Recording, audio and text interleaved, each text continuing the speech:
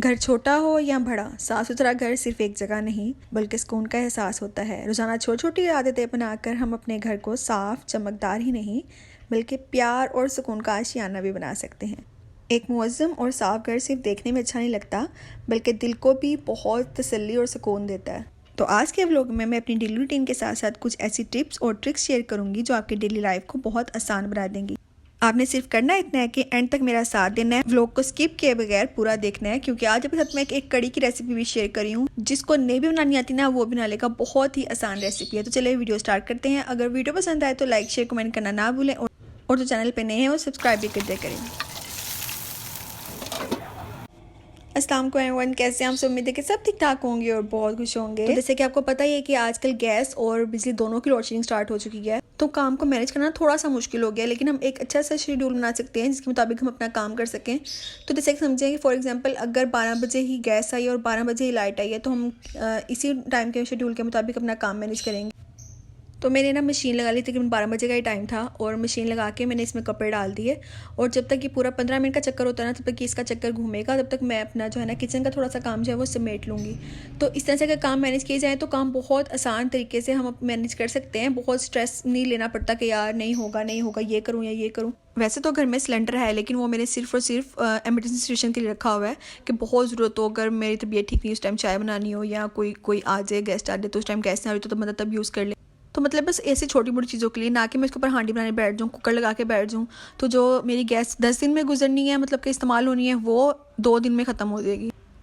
और आप सबको पता ही है कि गैस कितनी महंगी हुई है इस टाइम। तो होम मेकिंग टिप्स देने का मकसद ये होता है कि आसाइशें भी रखें और इसको बचाएं सिर्फ इमरजेंसी सिचुएशन के लिए। और ये नहीं है आपके अपना शेड्यूल चेंज नहीं करना कि नहीं जी मैंने सिलेंडर पे बना के फारिग हो जाऊंगी, मुझे क्या जरूरत है कि मैं 12 बजे ही उठूँ और 12 बजे की हांडी रोटी कर लूँ। नहीं, कंफर्ट जोन से थोड़ा सा निकलें और अपनी ही बचत करें। ये बचत जो है आपके बच्चों के काम आएगी, आपके काम आएगी, और आपके हस्बैंड भी खुश होंगे कि देखें इससे कितनी बचत की है मेरे पैसों की। और वो जब अपने घर में लगेंगे तो आपको और ज़्यादा खुशी होगी। और सबसे बढ़ के ये कोई कंजूसी नहीं है, आप कहें कि हाँ कंजूसियाँ कर लो, नहीं ये कंजूसी नहीं है बल्कि ये बचत है, किफ़ायत शारी है। और किफ़ायत शारी तो अल्लाह ताला को भी बहुत पसंद है।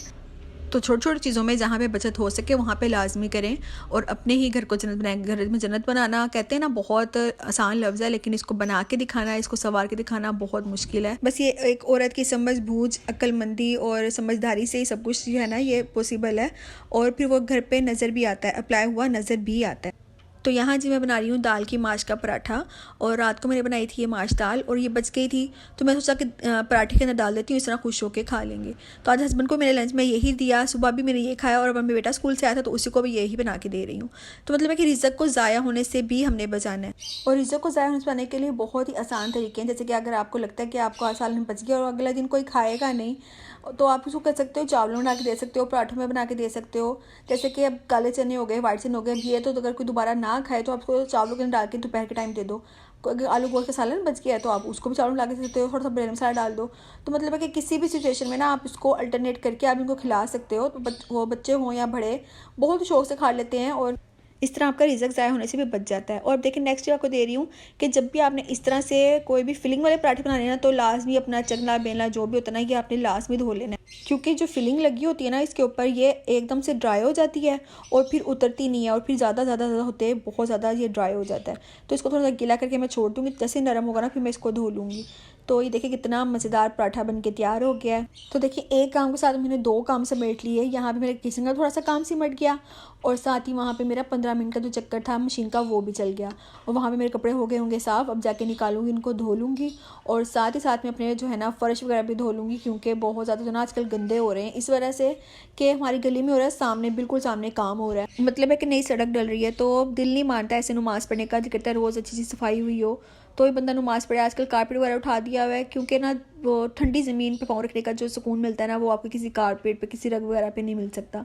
इस वजह से ना जैसे ही गर्मी स्टार्ट होती है ना, अपने सारे रग्स और सारे जो है ना कारपेट वगैरह उठा देती हूँ और बहुत सुकून मिलता है ठंडे फर्श पे। तो साथ मशीन लगाने का फ़ायदा ये होता है ना कि जो भी पानी वगैरह निकाल रही होती हूँ कपड़े हंगालते हुए, तो वो सारा पानी मैं ऐसे फ़र्श पे फेंक जाती हूँ, तो फ़र्श आपके ठंडे हो जाते हैं और साथ पानी का जो ना वेस्टेज भी नहीं होता, मतलब कि उसी पानी के साथ सारे फ़र्श धुल जाते हैं। और यहाँ ना जब मेरे बेटे ने देखा कि मैं काम कर रही हूँ तो अपनी साइकिल आके धोने लग गया, और मुझे इतनी खुशी हुई ना कि बच्चों को ऐसे बचपन से ही काम करने की आदत होनी चाहिए, अपने काम करने की। आगे जाके उनको किसी भी मोड़ पे जो है ना मुश्किल नहीं होती है, उनको पता होता है कि ये मैंने ही करना है। तो ये बहुत अच्छी आदत है। बच्चों को अपने साथ अभी से एंगेज करेंगे तो आगे जाके आपको भी मुश्किल नहीं होगी। तो बस आजकल मेरी कोशिश होती है कि कपड़े ना धो के नीचे डाले जाएं ताकि इनका ना रंग ख़राब ना हो। एक एक ही तो सूट होता है तो जल्दी जल्दी जो है ना नीचे खुद भी पंखे चल रहे होते हैं, ड्राई हो जाते हैं। और साथ ही मैंने फर्श को ना धो लिया था, थोड़ी देर सर्फ लगा के छोड़ दिया था, उसके बाद जो है तो बिल्कुल नीट एंड क्लीन हो गए। तो आजकल तो आपको पता है जैसे गर्मियाँ स्टार्ट होते साथ ही ना छिपलियाँ वगैरह जो है कूड़े के पास आना स्टार्ट हो जाती हैं। तो इसका कैप नहीं था, मैंने कहा सोचा इसका कैप ना उसका तो है, तो उसका तो बहुत सुकून है। तो मैंने ना एक बड़ा कार्डबोर्ड का पीस लिया, ठीक है, और उसको मैंने राउंड शेप में ना 2 ऐसे कट कर लिए गोल गोल, ठीक है। तो इन दोनों को मैंने डबल कर दूंगी और डबल करने के बाद मतलब कि सिर्फ स्ट्रेंथ के लिए कि अच्छा सा एक कैप बन जाए। तो मैंने सुना राउंड शेप किया था, एक प्लेट बड़ी सी लेके ना उससे राउंड किया था। तो अब ये मेरे पास ना एक शीट पड़ी हुई है ग्रे कलर का, तो मैं इसी से इसको रैप कर दूंगी। तो ये रैप होके कुछ इस तरह से नज़र आ रहा है, बहुत ही अच्छा लग रहा था और लग रहा कि कार्डबोर्ड से बनाया है ना। वैसे तो कोई ज़्यादा मेहनत नहीं लगी, लेकिन अगर आपको इतनी भी मेहनत नहीं करनी ना तो आप ऐसे कर सकते हो कि जो केक बोर्ड होता है ना, मतलब कि हम केक लेके आते हैं वो बोर्ड नीचे से निकलता है केक के नीचे से, तो वो वाला बोर्ड इसको ऊपर आप लगा सकते हो। तो फिलहाल मेरे पास केक नहीं आया काफ़ी देर से, तो ये मैंने इस तरह से करके ना जुगाड़ कर लिया और उसके ऊपर छोटी सी एक स्ट्रिंग लगा दी पकड़ने के लिए ना, ताकि वो उठाना भी तो आसान हो। तो जो मैंने पर्दे लगाए थे ना किचन में, तो उसी की छोटी सी रस्सी पड़ी हुई थी, मतलब कि तार पड़ी हुई थी, तो वो मैंने लगा दी।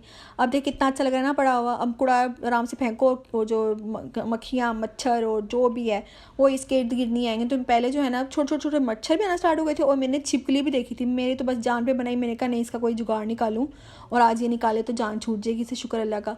और अब जी मैं किचन में आ गई थी। मेरे बेटे ने फरमाइश की है कि मम्मा मुझे जेली खानी, 3-4 दिन से पीछे पड़ा हुआ है। मैंने कहा आज को मैं बस बना के देती हूँ, अब जो मर्जी हो जाए। तो बस फटाफट जेली बना के ना साथ ही मैं दूसरा काम स्टार्ट कर दूँगी। आज मैंने बनानी थी जी कड़ी, और वहाँ पर ना मैंने आज सुबह स्कूल जाते हुए पैसे दे दिए थे क्योंकि रास्ते में बिल्कुल दही वाली दुकान है, तो मैंने कहा था आते हुए दही ले आना। आज मैंने कड़ी ही बनानी है क्योंकि 2-3 दिन से ना मेरे पास कड़ी देर में चल रही थी लेकिन दही नहीं होता था। तो मैंने आज सुबह ही पैसे दे दिए कि चलो आके दोबारा से वापस जाना पड़े, क्योंकि इतनी सख्त गर्मी होती है ना जब बच्चे स्कूल से आते हैं तो दिल नहीं करता उनको कोई काम खेलने का। तो बस मैंने आज यही दही मंगवा ली थी और मैंने मंगवा के फ्रिज पर रख दी थी। बस जेली बना के ना तो फिर साथ ही में अपना कड़ी का काम स्टार्ट करूँगी। तो जेली के लिए तो आपको पता है कि बहुत ईजी है, उसके पीछे लिखा भी होता है कि 2 कप पानी डालने हैं। उबलते हुए पानी में आपने जेली डालनी है, जैसे सारी अच्छी तरीके से घुल जाए तो आपने फिर उसे किसी बर्तन में डाल देना है। उसी बर्तन में डालिएगा जिसमें ये फिक्स हो जाए, मतलब कि वो जम जाती है ना फ़ौरन से ठंडी होने के बाद। तो फिर उसकी कटिंग करेंगे तो बहुत ही मज़ेदार जेली बन के तैयार होती है। बस इतना सा काम है। तो अभी बहुत ज़्यादा गर्म है ना, तो इसलिए मैं इसको थोड़ा रूम टेम्परेचर के लिए रख दूँगी और जब ये थोड़ी सी ठंडी हो जाएगी तो फिर इसको मैं फ्रिज में रख दूँगी, तो सब सेट हो जाएगी। अच्छा जी, अब हम कर लेते हैं कड़ी की तैयारी। बहुत ही ईजी रेसिपी है, बहुत ईजी। और यकीन माने मुझे पहले ना कड़ी बनाना बहुत मुश्किल लगता था शादी से पहले, और जब से मुझे ये मेजरमेंट का पता चला है ना मेरी लाइफ तो बहुत ईजी हो गई है। समझ आ गई है कि मतलब कि क्या मेजरमेंट होती है कड़ी की। अच्छा, तो सबसे पहले तो क्या किया ना कि मैंने बेसन लेके ना फ्रिज में रखा हुआ था, और जैसे लेके थी वैसे का वैसे फ्रिज में डब्बे में डाल के रख दिया था। और फ्रिज में बेसन मैं इसलिए रखती हूँ कि कीड़ा नहीं लगता, नहीं तो अगर बाहर पड़ा होना तो भी जल्दी चलता ही नहीं है, बेसन बहुत जल्दी ख़राब हो जाता है। आपने नोट किया होगा कि काले चने हो या वाइट चने और स्पेशली ये बेसन, तो ये बहुत जल्दी इनके अंदर जो ना कीड़ा लग जाता है। तो वाइट चनों को तो स्पेशली मैं बॉईल करके तो फ्रीज़ कर देती हूँ। तो ऐसे छोटी छोटी टिप्स को फॉलो करके ना आप अपने पैसों की और अपने वक्त की बहुत बचत कर सकते हैं। तो बस यहाँ पे मैंने बेसन जो है वो डब्बे में वापस डाल दिया, और अब आपको मेजरमेंट बताती हूँ, ठीक है। यहाँ मैं 1 कप बेसन ले रही हूँ और आधा किलो दही, ये मेजरमेंट है जो मैं हमेशा अपने घर में बनाती हूँ। हमारी फैमिली के लिए बहुत है, यानी 4 फैमिली मेम्बर के लिए। और अगर आपको फैमिली बड़ी है तो आप इसकी मेजरमेंट जो है वो डबल कर सकते हो। जैसे 1 कप के साथ आधा किलो दही है तो 2 कप के साथ 1 किलो दही हो जाएगा। सही है, बहुत इजी मेजरमेंट है। तो जैसे एक और टिप आप यहाँ पे देख रहे हैं कि मैंने कप के अंदर इस तरह से घुमाया है इसको और बेसन को छाना है। अगर मैं ऐसे जोर जोर से करती ना बेसन ज़्यादा होता तो सारा इर्द गिर्द और सारे जेली में भी जाना था और सारा इर्द गिर्द स्लैब पे भी लगना था। बस बेसन को छानने के बाद दही इसके अंदर शामिल कर दूंगी और अच्छे से इसको ना फिर फेंट लूँगी। अच्छा, आप चाहो ना तो इसको ब्लेंडर जग में डाल के भी अच्छे से ब्लेंड कर सकते हो, लेकिन कोई फ़ायदा नहीं है। आराम से जब ये विस्कर की हेल्प से हो सकता है तो फिर हम क्यों ब्लेंडर जग में डालें, ठीक है। ये बहुत ही ईजी स्टेप है। और देखिए जब ऐसा स्मूथ सा बैटर तैयार हो जाएगा ना तो फिर इसके अंदर हमने पानी डाल देना है। पानी में इसमें तकरीबन डाल रही हूँ 4 ग्लास, और ये जो आम ग्लास पानी पीने वाले होते हैं ना घर में स्टील का, वही वाला मैंने इसमें ग्लास यूज़ किया है। 4 ग्लास पूरे भर के डाल दिए हैं। बस अब जेली को जाके फ्रिज में रखाऊंगी और फिर अब हम अपना इसका मसाला तैयार कर लेंगे। सबसे पहले तो हमने क्या किया कि प्याज को ब्लेंड कर लें। एक बड़ा प्याज लिया, उसको ब्लेंड करके इसकी ऐसे पेस्ट बना ली है। तो सबसे पहले हमने एक कढ़ाई ले लिया, उसके अंदर हमने डाल दिया है जी ऑयल, साथ ही हम डाल देंगे मेथी दाना। इसको कड़कड़ा होने तक 2 मिनट पकाएंगे। उसके बाद हमें डाल दिया है इसमें कड़ी पत्ता, और कड़ी पत्ता तो आपको पता है ना कड़ी की जान होती है। उसके बाद मैंने इसमें 7-8 डाल दिए लाल मिर्चें, और साथ ही हमने डाल दिया प्याज का पेस्ट, और साथ साथ इसको हम हिलाते जाएंगे। उसके बाद हम इसके अंदर डाल देंगे लहसुन अदरक का पेस्ट। मैंने ऐसे क्यूब्स में आगे रखे हुए तो इसमें डाल दे। जैसे ये मेल्ट होगा तो इसके अंदर हम डाल देंगे मसाले। जैसे इसमें डाल दिए हैं मैंने सबसे पहले हल्दी, मिर्चें, कुटी मिर्चें और सबसे पहले मैंने मिक्स कर लिया। अब आपने गौर किया होगा मैंने इसके अंदर नमक नहीं डाला, नमक हमने इसमें अभी नहीं डालना, नमक हम डालेंगे 20 मिनट बाद। अभी हमने वो सारा मिक्सर तैयार करके जो रखा था दही का और बेसन का, वो हमने इसके अंदर डाल देना है और 20 मिनट तक मीडियम फ्लेम पे हम इसे पकने के लिए छोड़ देंगे। और आपने कोशिश करनी है कि इसके पास ही खड़े रहें ताकि जो है ना इसका उबाला आता है और फिर वो एकदम से कड़ी नीचे गिर जाती है। तो जब तक उबाला नहीं आता आपने इसके पास खड़े रहना है। और साथ साथ मैं क्या करूँगी कि बर्तन धो लूँगी और पकौड़ों का बैटर भी तैयार कर लूँगी। तो यहाँ पे तकरीबन 20 मिनट हो चुके थे, तो बस पकौड़ों की तैयारी कर लेंगे। और ये पकौड़ों का सामान भी निकाल लिया है और अब यहाँ पे 20 मिनट हो चुके हैं, उबाला भी आ गया और कड़ी पक भी रही है। और अब यहाँ पे हमने 1 चम्मच भर के नमक शामिल कर देना है इस पॉइंट पे।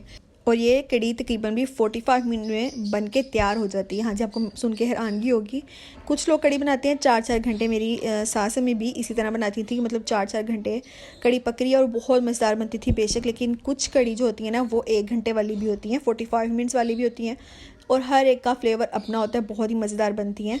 तो ये वाली जो कड़ी ना बहुत बहुत बहुत मज़ेदार बनती है। मेरे कहने पे आप एक बार लास्ट में ट्राई कीजिएगा। और एक तो जल्दी जल्दी बन के तैयार होती है और एक बहुत मज़ेदार टेक्सचर इतना मज़े का होता है ना कि आप बाज़ार वाली कड़ी भी भूल जाएंगे, इतनी मज़े की होती है ये।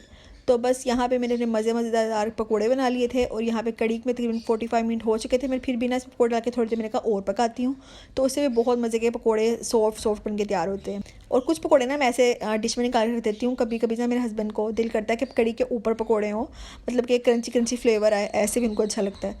तो इसलिए मैं एक थोड़े से ना 1 प्लेट के करीब जो है ना वो पकोड़े साइड पे भी रखती हूँ। तो बस यहाँ पे कड़ी मेरी तैयार हो गई, बस अब तड़के की तैयारी करेंगे। अच्छा, मैं ना आज जब कड़ी बना रही थी ना तो मुझे अपने भाई की बहुत याद आ रही थी, उसको मेरे हाथ की कड़ी बहुत पसंद है। तो ऐसा कैसे हो सकता है कि हम अपने किसी प्यारे की पसंद की कोई चीज़ बना रहे हों और उसको याद ना करें, खुद ब खुद याद आ जाती है। तो अभी तो वो बहुत दूर है गया हुआ यहाँ से, तो अगर पास होता तो मैं इसको लाजमी भेजती। तो बस आज की कड़ी उसी के नाम तो खैर तड़का लगा लेते हैं। जैसे सबसे पहले मैंने ऑयल लिया है और उसी के अंदर मैंने डाल दी है ये गोल वाली लाल मिर्चें। अगर आप लोगों को ज़्यादा तीखा नहीं पसंद तो इसका तड़का मत लगाइएगा। और साथ ही मैंने डाल दी है ज़्यादा सारा ज़ीरा और कटी हुई सब्ज़ मिर्च। बस इतना मज़े का तड़का तैयार होता है ना, इतनी प्यारी प्यारी खुशबू आती है कि उफ क्या बताऊँ मैं आपको। बस यहाँ पर हमने तड़का लगा लिया और फिर इसके ऊपर मैं कैप दे दूँगी और बहुत ही मज़ेदार कड़ी बन तैयार हो। साथ में आज मैंने तंदूर की रोटियाँ मंगवा ली थी जो कि बहुत ही मज़े का कॉम्बो है। चावल भी बहुत मज़े के लगते हैं, लेकिन चावल मैंने अगले दिन दोपहर के टाइम बनाए थे इसी कड़ी के साथ, बहुत ही मज़ा आया था। तो बस आज के लिए इतना ही। उम्मीद है कि आपको आज की वीडियो पसंद आई होगी, और अगर पसंद आई है तो लाइक शेयर कमेंट करना ना भूलें और जो चैनल पे नए हैं वो सब्सक्राइब भी कर दिया करें। तो चलें, मिलती हूँ आपसे नेक्स्ट व्लॉग में, तब तक के लिए अल्लाह हाफिज़।